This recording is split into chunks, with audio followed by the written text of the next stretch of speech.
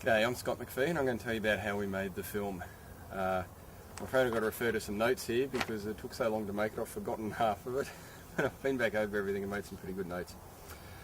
Now the idea first started back when we were making In My Image, and I noticed that I guess everyone knew this, had used Kodachrome before, but I noticed how well the Super 8 was performing outdoors, and I thought it was really suited to shooting something outdoors. Some kind of, I don't know, rustic outdoors adventure kind of thing, and I don't know, I started to develop some idea about a shipwreck or something that we could have shot on one of the islands out here. But somehow the idea morphed into this escaped convict thing, and by early 2004 I'd written a draft of a script which I circulated it around, and a few friends, and one person in particular, Stuart Mannion, suggested I develop the Aboriginal side a little bit more, which I thought was quite a good idea, so I did another draft and developed that. I think another 2 drafts by July. Then we started scouting for locations around Brisbane and the greater area, looking at the history of the area and what the land use was like at the times. And if you look at the way the film works, the character moves through the coastal areas, the mudflats, the salt marshland. We didn't have much of it, but there's a Melaleuca paperbark forest and into the dry eucalyptus. So I was looking for spots like that. And most of the areas that I found were all probably within an hour of here. We didn't cover any rainforest area. There was a fair bit of rainforest in patches along the Brisbane River, but just in the story, the character doesn't go through those areas. So I spent quite a few months searching for locations. Most of them are outdoors, a couple of them are indoors. We had that scene where the character flashes back to back home in England when he's captured, so I needed some kind of fairly rundown, rustic kind of interior. And there's a few old buildings in Brisbane. I thought, well, I'll check them out. And one of the ones that I went to is this really old building called Newstead House. And the main part of the building wasn't suitable, but we found a small servants' quarters, which would have been pretty good. So we went along, I'm not sure if it's a National Trust or some body that owns it anyway. I went along and had a chat to them.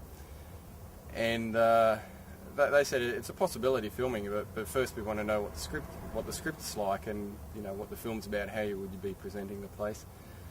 And I was a bit taken aback by that at first, because I thought, well, I'm not going to misrepresent it, but then I actually liked the idea, because something that really annoys me in the film industry is the way everyone sucks up to everyone else, and the fact that someone was quite happy to rebuff me, I actually found interesting. But then subsequently I thought, well, I don't think anyone should have a right to say which way history is presented. It's like a freedom of speech issue, and which is an annoying thing about filmmaking, is that if you present an image of something, suddenly you have all sorts of copyright and ownership and all sorts of issues that if you're writing an essay about that subject you wouldn't have.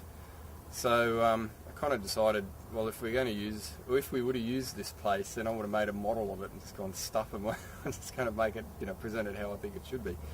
But anyway, we couldn't use it.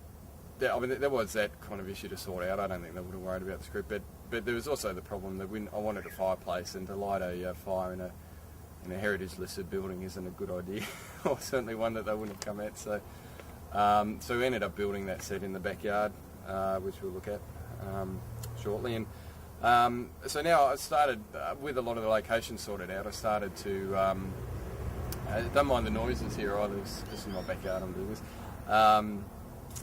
I started to look for cast and crew, and I thought, well, I've done In My Image, I've done Sleeping on a Couch, and I've worked on a few other films for people. So I mainly went through the network of people that I knew before I had to, publicly advertise or ask for other people to find people. So I managed to build up a fairly good cast and crew that way. The Aboriginal content, it was important. There are a lot of issues involved there. To me, the first thing is being historically accurate. So I wanted to get local people on board for that. And then there's also an issue of, getting permission, which I think, to me, that's more of a polite thing than a totally legalistic thing. I wanted to get permission, and which I did through talking to people and letting them know what it was about. But again, it's a bit similar to the thing with Newstead House. I think if your heart's in the right place, you should be allowed to present history as you see it. But at any rate, I wanted to present it accurately, and so I had to get people on board and get feedback and information from them, Aboriginal people. So the first person who I contacted was Michael Laird, who I knew from when I worked at the Queensland Museum, and he put me in touch with a couple of people who was able to, some people I met personally, like Raymond Walker and Sam Watson I spoke to on the phone, and we were able to just run the idea past, make sure that it was acceptable to them and that the kinds of things I was presenting were accurate anyway, which I was pretty sure they would be in regards of the general history, but then in regard to the specific Aboriginal history, I got a bit of advice on markings and paintings and so on. And then, I don't know how, this must have been through an ad I may have put on the internet or something, but somehow a woman called Liz Tyson-Donnelly came on board. And Liz was fantastic. She was my right-hand woman on this, I'd have to say. She was just an absolute machine. She loved history. She was fantastic as far as organising costumes and props goes. And a lot of the items that we ended up having, we only had because of the work she did.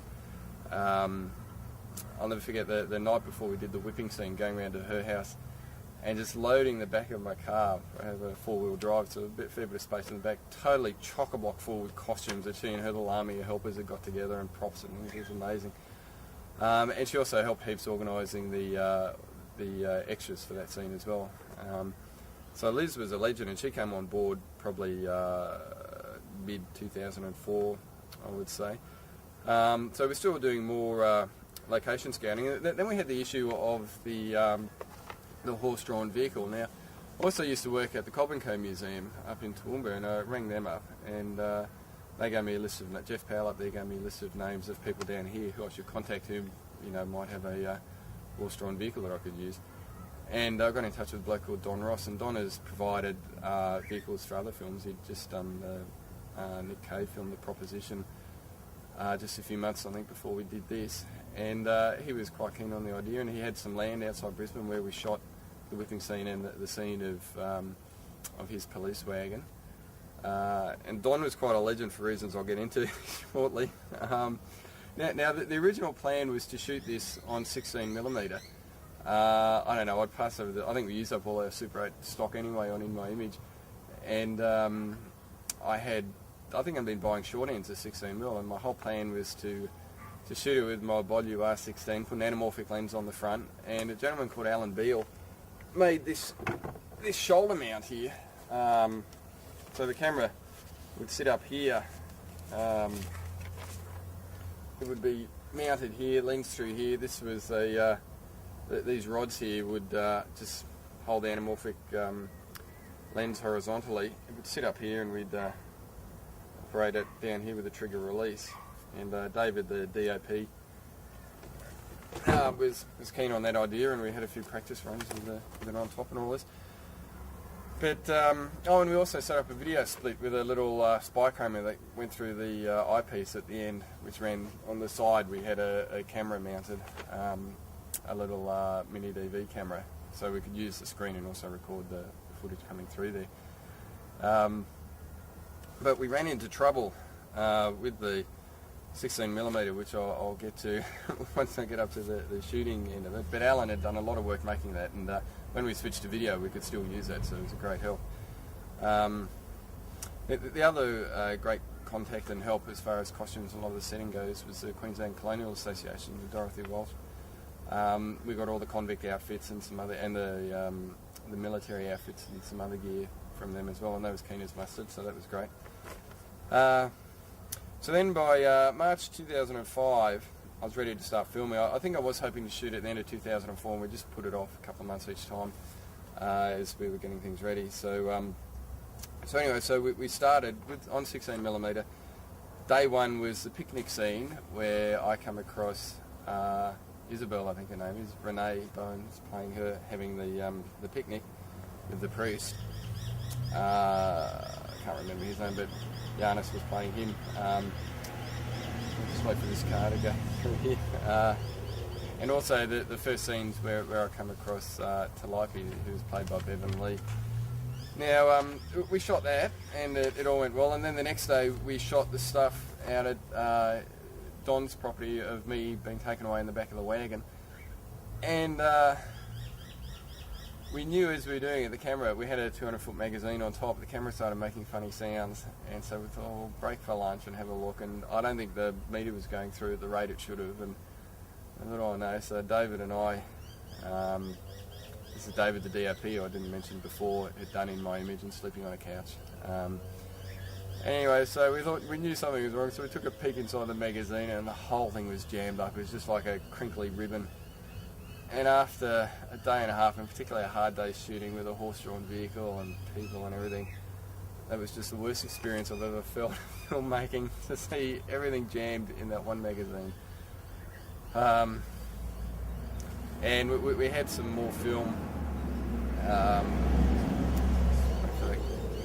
We had some more film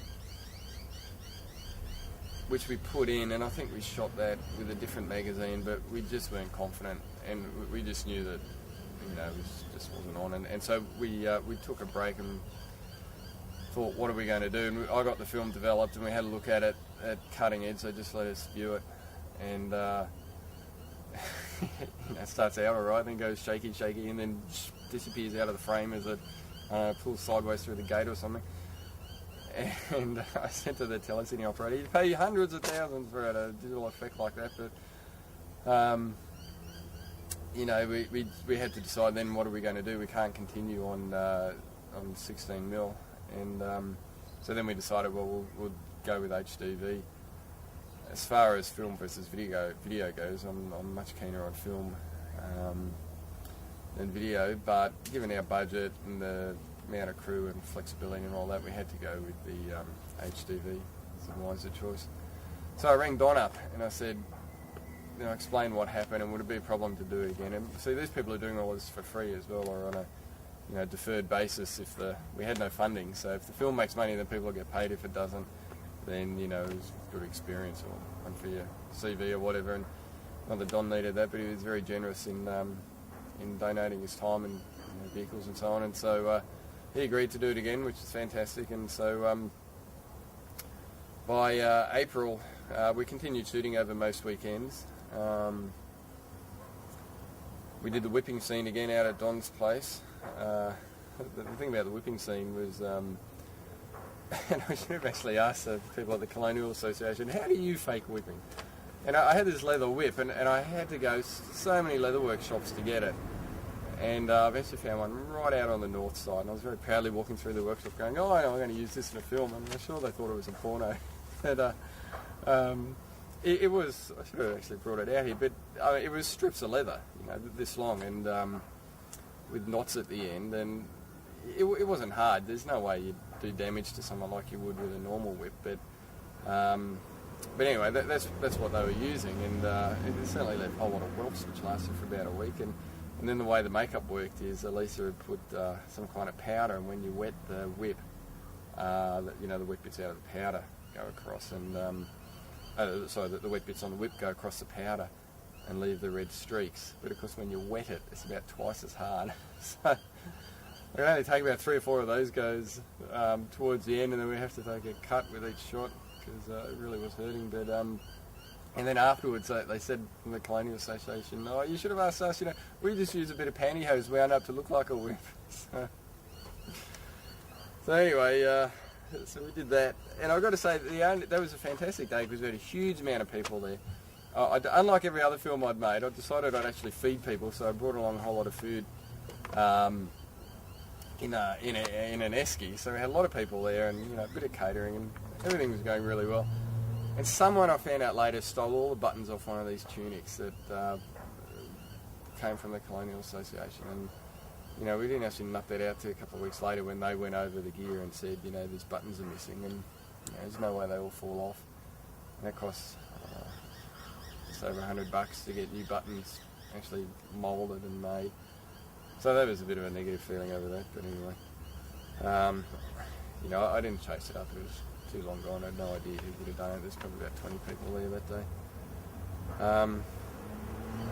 So then we also had the boat scene. Now that was another tricky one. There was another convict film made here called Convictions, which I either saw on the net or someone told me to chase up through them where they got their boat from. and came across a gentleman called Jeff Taylor, who's a member of the Wooden Boat Association. And he very kindly lent us a boat, and we shot on that for a day out in the Palmerston Passage, which was a lot of fun, but really hard shooting. And a friend of mine, Michael Howcroft, we shot off his boat.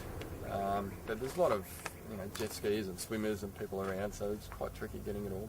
But we got everything we wanted on the beach. We didn't get done that day, but we got everything that we needed in the boat that day. And then I think it was the very last stuff we shot. We went back into these pickup shots for some of the stuff on the beach with Nigel Bean, who played the soldier. Some shots that we didn't get. I think I remember about that is just before we were about to launch it for the first time, Jeff said to me, "Now, if anything happens, you're more important than the boat. Just, swim away if something, if it sinks or whatever." And then he goes, "And have you had much experience rowing?" And I just suddenly remember, I think when I was about 12 or something, probably did a little bit of the dam on my grandfather's farm, and I went to a boarding school where rowing is very big, and I remember hearing what's a good rowing technique about feathering the oars and that. So with my 20 minutes of experience of rowing, I had to put all of that to really rapid use, and it was fine. Everything actually worked out quite well. It was a hot, hard day, but it was really good fun. And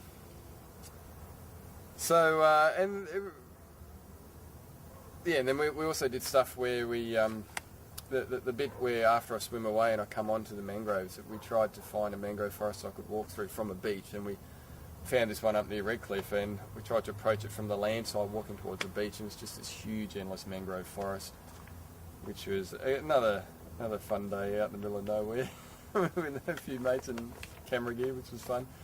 But we couldn't make it to the beach; it's just getting too thick. So we decided we'd come back and get a boat and come back around, which we did on another day, which I'll get to. And then we took a break for a month or so because my wife and I had a baby around about this time. So the break was always scheduled, and I think it was good to have. And of course, great to have a baby. So after a while, we continued filming. And this is when we hired the boat and came back around. And I think this is the most fun I've ever had filming, because it was just me, David, the DOP, and Elisa Largo, the makeup artist. And we just hired this little tinny, came up this, this big wide estuarine kind of river, I guess. And I've done a little bit in tinnies, not that much, but again, had to all come back quickly. And so we landed on this little beach and shot the stuff, and a storm came through and the tide was racing. We didn't think we were going to get back. And just from where we were and the view back up the river, you could see some hills and mountains, but you couldn't see any roads or cars or towns or any impact from mankind. There's just that glance where you could just get a feeling of what the area might have been like back when it was first settled by the whites. And so that was it. That was a real adventure that day. It was great fun, and we got the boat back all right, and that was great. Then we had to look at reshooting that picnic scene, the stuff that we couldn't do to begin with. And I remember phoning up Renee. She had a job down in Sydney which she had to get to. She literally had about 3 hours spare in one morning before she had to hop on a plane. She drove up from the Gold Coast, and we very quickly shot her stuff. It was cloudy, and we managed to just get enough in amongst the sunlight coming and going. And then she left, and we needed a POV shot of her in the dress, or her from behind in the dress, which we didn't have. So we kind of drew straws, and it had to be me who wore it. And I was a bit embarrassed, and Elisa took some photos, which I managed to delete from the camera before she knew how to operate a new camera. But it was okay. So that was fun. And then then we had to look at the scene with the ducks and the model hut. Now, a friend of Liz's, called Rosemary Barrett, is a really good artist, built this model here. So this is the actual hut that we used. Now, this was based on photos from bark slab huts from the mid-1800s, and we estimated the height of the men in the photos and therefore the size of the hut and so on. And I think that's fantastic, what she's done there. So we, very similar to, well, exactly the same, I guess, to what we did within my image, where you have you need to have a large depth of field, and you have the item in the front, which is in focus, and then you have the actors up the back, also in focus. They're so far away they're about the right scale to go, next to the thing in the front. You can work it out mathematically, which I did as well. I think it's a good idea just to give you guides of distances of where you should place the objects, and then you line them up exactly yourself. We had the stand was in shot just at the side. I think at that stage we hadn't worked out how to get the overscan off the camera, so there was a little bit out of shot, which we didn't realise was actually being recorded. And so we managed to clone that out. I did that subsequently on the computer, and we turned out with a really good effect there. The ducks were another story altogether. I think I mentioned or told this story in the director's commentary, but my wife was working at a vet surgery at the time, and they'd never had to sedate ducks before, so they had no idea about how much you can give them and how much is too much or how little is too little. So they gave me a needle with some anaesthetic in them, and we never quite put them out totally. They were always half semi-conscious, flipping their little feet around like they were thinking they were swimming or something, hallucinating the whole time probably. But it kind of looked like they were injured, so it was pretty funny. But it all worked out well. And then I think I let him go in a park later, I think. Okay, then by November that year we had this set in the backyard. I had some flats left over from another film which I'd worked on, a short film called Cool. I managed to score the flats on that somehow, and so we painted them. Rosemary had this technique of getting the sandstone finish, so we built this ginormous set in the backyard, way too big I think for what was needed, but anyway. And I didn't actually, David couldn't be there that day, and I was a bit tired and rushed, and I didn't really light it that well, but we managed to bring it down a bit, the too bright orange I should say. But funny thing about that was we got halfway through painting, and then we all went up to have lunch. As myself, my wife, Liz and Rosemary. And my little son, who was about 3 at the time, decided he'd go and help. So he went back down there and did a whole lot of painting, and came up covered in this thick oil-based paint with a really thick bottom quarter of one of the flats painted. It was the proudest punch for the help he'd given us, which is great. Okay, so let me just see where we're up to here. So that was towards the end of 2005, and I think probably early 2006 we did that last pickup stuff on the beach there with Nigel that we had to do. Then by April we had the premiere at QPix. Now this is the 21st of April. I decided at that stage to do it black and white. I was a bit worried. There are, if you look closely or even not too closely, there's quite a few continuity issues in the film, and I was a bit worried about them. And the sunlight's getting pretty bright there, isn't it? I thought by making it black and white, it's going to age it. It'll mask some of the continuity and so on. Now, that cut was about 37 minutes. Now, the composer, Anthony Lyndon Jones, he'd done the music on In My Image, and whose music I have a great respect and love for. He got seriously ill. He had a heart disease, and he had to basically have open heart surgery. So he couldn't have the music ready for the premiere, and I just used some stand-in music, which was all right, but not a patch on his. And so after the premiere, I said, Tony, look, your health is far more important. Don't worry about this. And he said, well, he'd like to do it, and it was actually therapeutic and so on for him. So I said, okay, well, let's just do it in your own time. Don't feel you've got to rush it or it's a priority.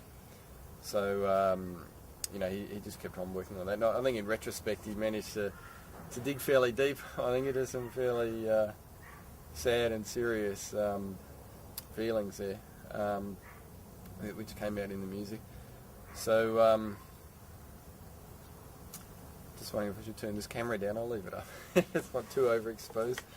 If I can even see. So then, after the premiere in April, I got a bit of feedback from some people, made a few adjustments to the cut. And now I thought, well, I'll just wait, just let Tony just take his time with the music. So that was, the middle of June '06, I guess, that, we were just leaving it.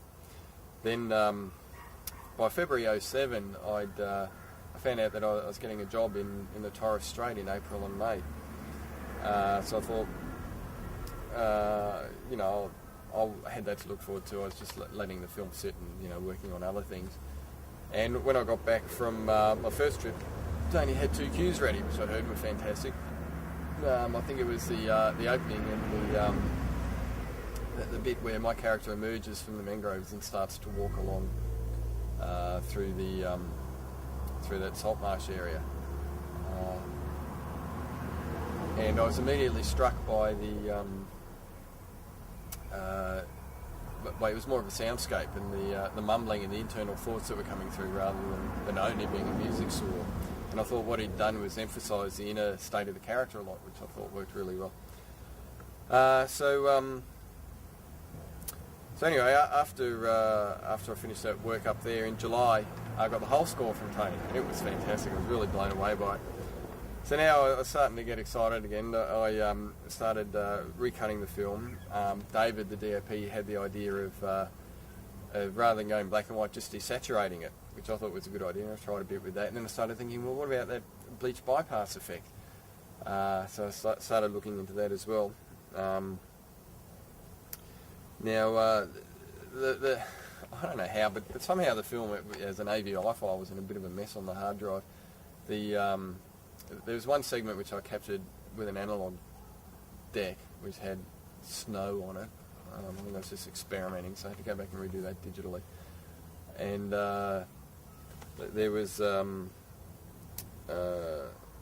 then there was some bits that just had some really horrible dropouts or some kind of artifacting that occurred during some of the rendering, which I had to get rid of. So there's a lot of recapturing, in fact, I had all the HDV masters, which had to hire a camera again, down convert to DV onto tape, which I should have thought to do the first time, just a camera to camera down convert, because I had got rid of all of the original master files off the hard drive because I was running out of room. So once I cleaned it all up and had basically a good DV digital copy of everything, then I was starting to look into the cloning, getting rid of the stuff on the edge of the hut. I got to admit, that last day we shot when David wasn't there, somehow we got the settings wrong on the camera and the colour wasn't right. So we had to try and colour correct that, which was only marginally successful. So anyway, so there's all of these kind of digital post-production things that we had to look at.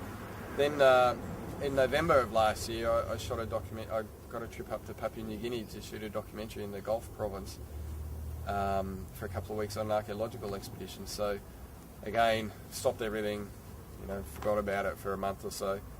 And also had some corporate jobs I was doing. So just filming and editing, so I was getting them done. So I didn't end up doing all of this post-production and getting that all finished till around about May in 2008. So then it was just a matter of just getting the final bit of the DVD together.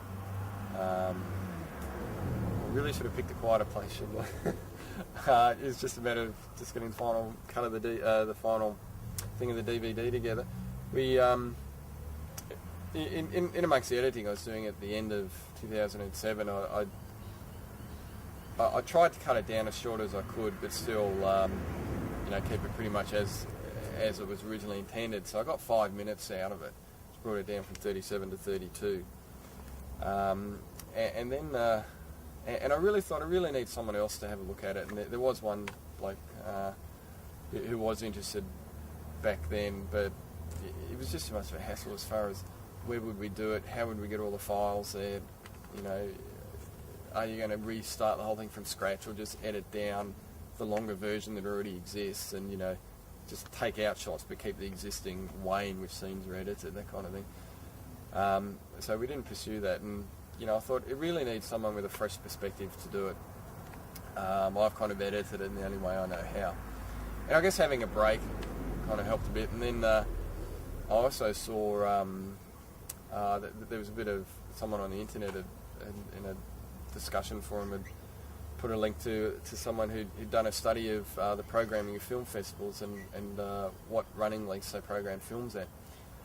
And if you have a look on the graph, you can see quite clearly that there's a peak around 10 to 20 minutes and a peak around 90 minutes. And there's very little around 30 to probably 80 minutes or whatever. So certainly 37 minutes. Very few films there get programmed. It's a very awkward size. It's too long for a short and too short for a long. So so just thinking of the reality of getting it in festivals, and also I'm interested in getting it into classrooms as a thing for education. I was pretty G'd up then. I guess I didn't really care. I was going to try and do a shorter cut as I could. No, I aimed to do a 10-minute one. I got it down to 22, which is still just within the, that reasonable amount get programmed around 22 minutes. And I actually found it interesting as I was doing it was, the less is more. It did kind of heighten some things I found as I was doing it, and concentrate some of the subject in it, subject matter in it. I think something I was trying to do when I started with the film was I wanted to have the pacing and the rhythm of a feature film, but for only to be a short. And I kind of realised after we'd done that that doesn't work, because you don't have any of the character development, you don't have any of the detail about the characters that features have. I think one of the classic examples of story arc as opposed to here and now and context is Das Boot, the boat, the German film, which I think is just an absolute masterpiece of looking into the here and now of the lives of the characters as opposed to the whole story. But it's actually got both, and I think unless you do something like that, you can't do something like what I did. It just doesn't work. So anyway, so we did the 22-minute version, and I was fairly happy with that. But again, that was just cutting out bits from the longer version. If I'd known from the beginning I was going to just cut it at 22 minutes, I would have included some slightly different shots and things. But no way I was going back to all the master material. So that is basically the story of it. So this little making of discussion is the last thing to go on the tape. So that's it. I hope you enjoy the film, and it's good fun to make. And now on to the next one. Thanks.